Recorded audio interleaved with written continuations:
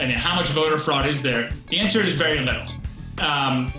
So we talk about voter fraud different kinds of ways, the kind of voter fraud that exists. So let's talk about photo ID requirements. Photo ID laws only root out one kind of fraud. That's in-person impersonation. Someone showing up to the polls pretending to be someone they're not. That happens almost never. One study of over a dozen years looked at basically every election during those dozen years, so over 1 billion ballots cast, and found only 31 possible instances of voter fraud.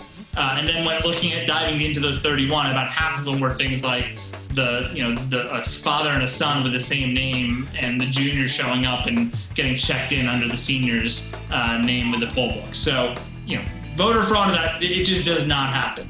So the specific question about double voting, right? Sending in your mail-in ballot and then showing up to the polls.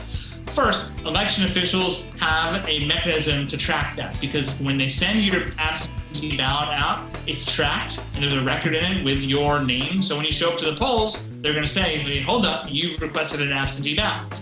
Yeah. Now, if you say, "Well, I never received it," you're going to have to cast what's called the provisional ballot, which is basically the same ballot, but it's set aside, and then we figure out after election day whether it should count or not. If you have submitted your absentee ballot, the election officials are going to say, your absentee ballot's been received, and if you try to vote here in person on the machine, you're committing a felony, double voting.